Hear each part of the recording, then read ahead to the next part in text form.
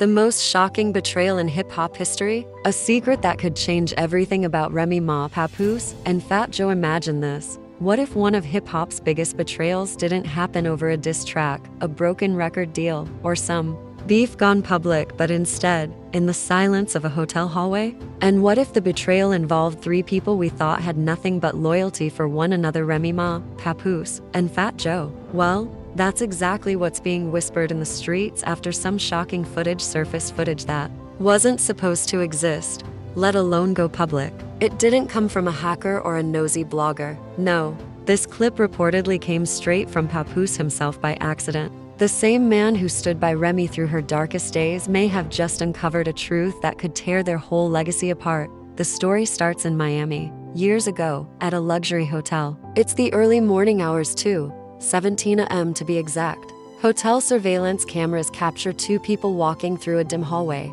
trying not to be noticed. Those two people, Remy Ma and Fat Joe. They slip past the front desk and check into a room on the 7th floor. The check-in receipt shows both their names, and the room, booked under Joseph Cartagena, Fat Joe's legal name. Right beside it, Reminisce Mackie, Remy Ma.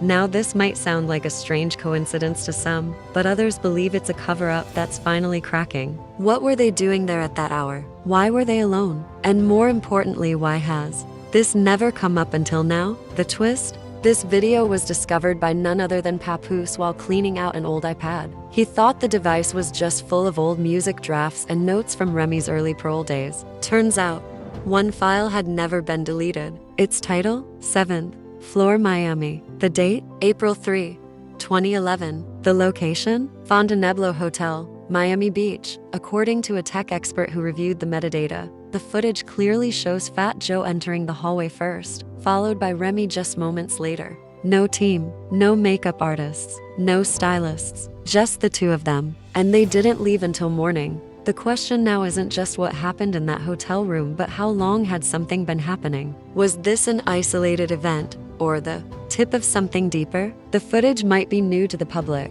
but the connections between Remy and Joe go way back. Let's rewind. Remy Ma and Fat Joe's relationship started long before Lean Back took over the charts. They were both from the Bronx, raised in the gritty world of early 2000s hip-hop, bonded by their love for music and, some now say, maybe more. Remy wasn't just another rapper trying to get on. She was the chosen one, Big Pun's protege. And after Pun's tragic death in 2000, it was Fat Joe who stepped in to guide her. He gave her studio time, protected her image, and helped elevate her career. But insiders have long said there was something deeper between them, even back then. One former security guard at Summer Jam 2002 remembered seeing Fat Joe shadow Remy the entire night. They looked like a married couple, he said. I couldn't believe they weren't. Back then, Remy was reportedly dating someone else, but it wasn't Papoose yet. Still, her connection to Joe seemed stronger than anything else in her life. By 2004, Lean Back hit the charts and the Terror Squad was on top. But behind the success, whispers of late-night studio sessions, creative fights, and personal jealousy started to bubble. One studio engineer remembered seeing Remy and Joe walk out of the booth hand in hand. They denied it every time, he said, but the energy between them, it was obvious. Fast forward a few years to 2007. Remy Ma was arrested and later sentenced to 8 years in prison. Everyone remembers Papoose standing tall, holding her down, visiting her, speaking up for her. But what most people missed was what Fat Joe was doing behind the scenes. According to leaked prison logs, Fat Joe visited Remy 5 times between 2008 and 2009. The visits weren't public. No cameras, no press. He even signed in under fake names. A former Rikers Island staffer remembered how serious Joe looked every time he came through. He wasn't there for publicity, they said. It looked personal. This raises another painful question. Did something happen between Remy and Joe behind bars that even Papoose didn't know about? In a post-release interview, Remy was once asked who she missed the most during her time locked up. Her answer was vague. Some people surprised me with how much they cared. She didn't name anyone, just gave a look. The interviewer didn't push. Now, years later, Papoose stumbles on this old file. One clip, a few seconds of footage, and suddenly, everything he thought he knew is shaken. The woman he stood by while the world judged her, the woman he married caught, walking into a hotel room with a man she always claimed was like a brother. But Pap didn't react with violence. That's not his way. He didn't even confront her immediately. Instead, he started asking quiet questions. He called people from that time tour managers, engineers, assistants. And then, he called someone who used to be very close to both, Remy and Joe. Someone who may know the full truth.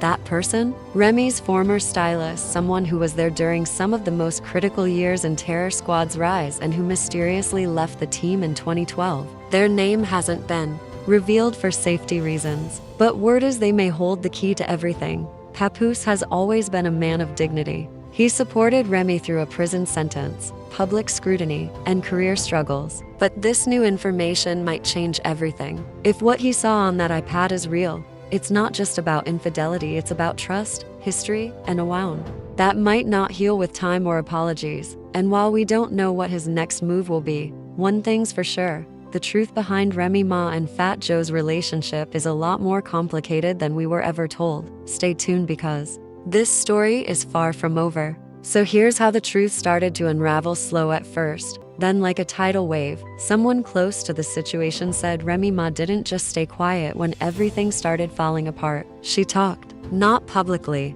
but behind closed doors. And according to someone who overheard the conversation, she opened up in a way that changed everything. She didn't just talk, she sang like a bird. She admitted things to Papoose that took him by complete surprise. She told him that Fat Joe wasn't just a music collaborator. It was more than business. She saw the way Joe looked at her, how protective he got, how everything around him would pause if she wasn't present. He used to cancel entire studio sessions just because she wasn't there. He acted like she brought meaning back into his life. And then she mentioned something that left Papoose stunned, a rumor from back in 2006. The crew had gone to Puerto Rico for a show, but when everyone else went back to the hotel, Remy and Fat Joe were spotted alone on a private yacht. That wasn't just work. That was personal. Now here's where it really takes a turn. Papoose, who's always been calm, private, and loyal, finally confronted Fat Joe. Not in public, not on Instagram, privately. And when he asked him about the hotel or what went down in Puerto Rico, Joe didn't deny a thing. He just looked at him and said, "It ain't what you think, Pap, but you don't want to go down that road."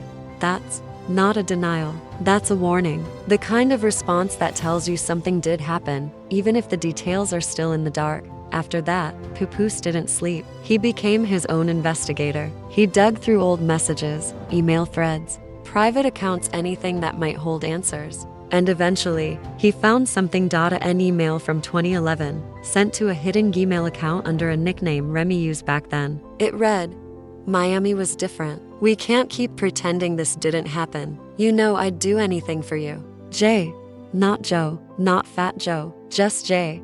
But here's the catch: the email's IP address was traced back to an office in the Bronx rented under Terror Squad Entertainment, Fat Joe's own label. That pretty much erased all doubt. Then the streets started talking. Not blogs, not gossip sites, the streets. And when people in the Bronx start whispering, the truth usually follows. One underground podcast posted a blind item about a New York rapper whose loyalty had been tested by a woman surrounded by too many men. You didn't need names to know who it was about. Fans connected the dots. Then someone claiming to be close to the situation tweeted, then quickly deleted a post hinting at video footage. That tweet alone was enough to spark an online storm. Hashtags like #Joe and Remy and #PapDeservesBetter exploded across Twitter and Reddit. Forums were filled with speculation. Some even said Papoose had moved out of their house, not completely, but into the guest house, just to breathe, just to think.